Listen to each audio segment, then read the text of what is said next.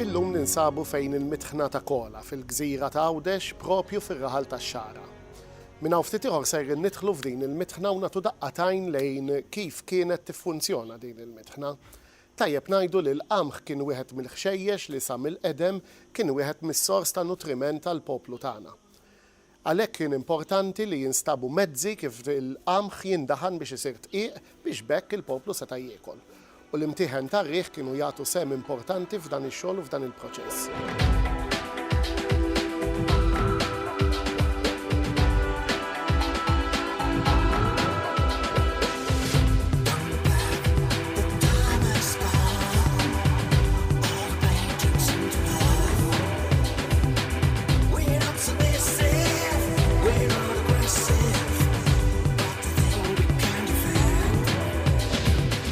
L-ewwel forom ta' imtieħen kienu dawk li jissejħu mitħna tal-mixi fejn kien ikun hemm il-bima ddawwar il-ħaġra u titħan il-qamħ.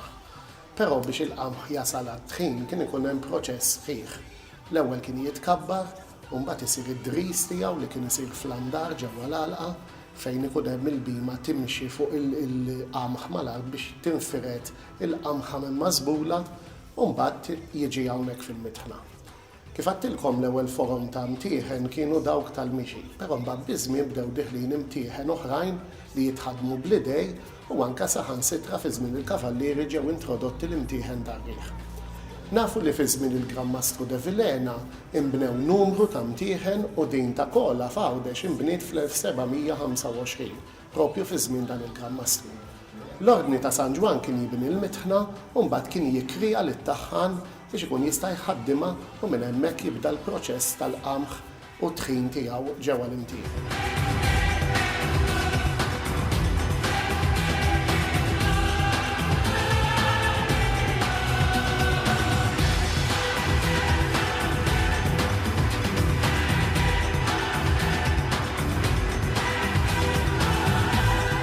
Il-binja tal-mitħna kienet tkun imqasma f'żewġ partijiet. Is-sular t'isfel kien ikun il-post fejn it-taħħan kien jaħdem diversi snajja. Il-parti ta' fuq kienet fejn it-taħħan kien jgħix mal-familja tiegħu. Meta wieħed jiġi jżur din il-mitħna hawnhekk qed jara numru ta' kmamar li kienu jintużaw fil-ħajja ta' kuljum mill-familja tat-taħħan. Meta t-taħħan kien ikun ser iħaddem il-mitħna kien jitla' fuq il-bejt u jdoq dik li tissejjaħ il-bronja li kien ikun bebbuxu kbir li beta tonfoħ ġo fih kien jagħmel ħoss partikolari li l-bdiewa tal-madwar kienu jkunu jafu li l-mitħna kienet ser taħdem. Għalhekk kienu jiġu bil-qmuħ tagħhom u jtuhom lit-taħħan biex jitħanhomlhom u jtihomlhom qamħ biex imbagħad imorru jbiħħuh lura lejn ir-raħal. Wara li l-qamħ imur fir-raħal ovvjament kien isir il-ħobs u kien jidħol ix-xogħol tal-furnar.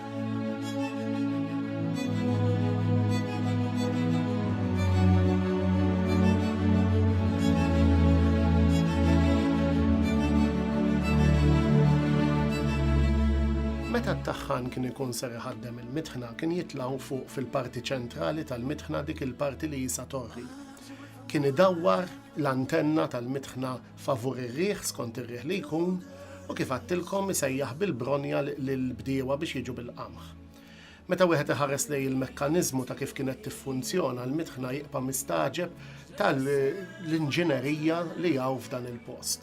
Ovvjament minn hawnhekk il-qamħ jindaħan isir tqiq u jibqa' nieżel f'parti l-isfel ġol ixkora lest biex jibqa' ħireġ il-barra. L-aħħar familja li kienet taħdem f'din il-mitħna kienet il-familja Grek. L-aħħar wieħed li ħadem bħala taħħan hawnhekk kien Nikola Grek li minnu ġie laqam ta' din il-mitħna ta' Kola. Ibnu Giuseppe li għalkemm ma kienx taħħan però baqa' jgħix f'din il-mitħna kien bniedem li kellu ħafna snajja. U fil-parti t'isfel ta' din il-mitħna għadna naraw l-għodot li Giuseppe kien jagħmel dawn is-snajja differenti. Ninżlu hemm isfel u nittawlu.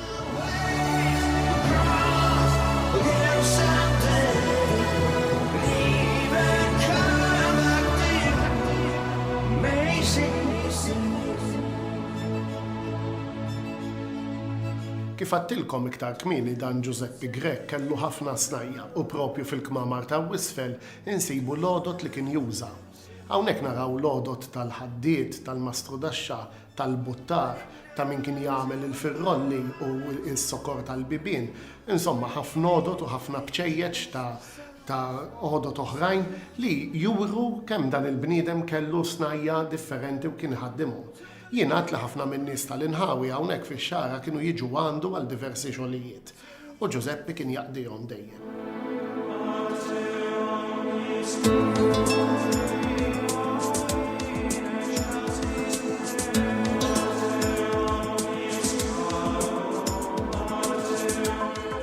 Preżentament, Heritage Malta qed twettaq proġett li jinvolvi ir-restawr tal-antenni kif ukoll tal-makkinarju intern tal-mitħna ta' Kola. Kien propju għal ħabta ta' Mejju tal-2008 meta l-antenni tal-mitħna saritilhom ħsara estensiva. Fil-waqt li kien qed isir xi xogħol neċessarju biex jiġi evitat xi periklu li setgħet tikkaġuna din l-istess maltempata der ċar li l-mitħna kellha ħsarat anki fuq ġewwa tagħha. Ovvjament ma kienx ikun ħsieb għaqli min-naħa ta' Heritage Malta li kieku sar deċiż li jerġgħu jinbnew l-antenni u ma jsirx ir-restawr meħtieġ anki fil-makkinarju li wieħed jista' jgħid huwa l-qofol tal-mitħna tar-riħ. Infatti sar rapport tal-Istat ta' Konservazzjoni tal-mitħna ta' Kola u uffiċjali ta' Heritage Malta marru anke fit-Trapani ġewwa Sqallija fejn hemmhekk setgħu josservaw anke fil-viċin it-tip ta' injam u anki t-teknika li ntużat għall-imtieħen tar-riħ ta' hemmhekk. Biss waqt il-pjanar ta' dan il-proġett der ċar li t-tip ta' injam bid-daqs u l-ħxuna tiegħu ma kienx ħajinstab ġewwa xtutna.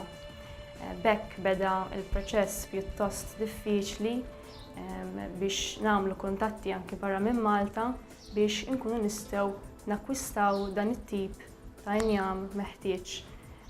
Preżentament qed isir it-tfassil ta' triki ta' ġewwa li qegħdin jissapportjaw il-parti ta' fuq net, jiġifieri il-parti konikali tal-mitħna ta' Kola.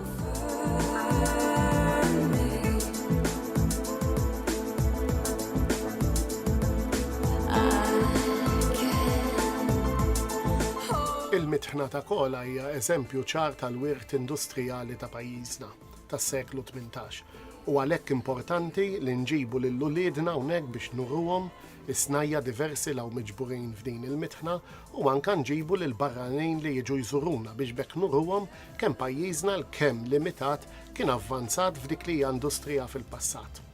Min hawnhekk ser nifqu f'din id-dawra li għamilna fil-mitħna ta' Kola, però l-programm Malta u lil minna jkompli u nkomplu nitgħallmu iktar f'dan il-programm tagħna.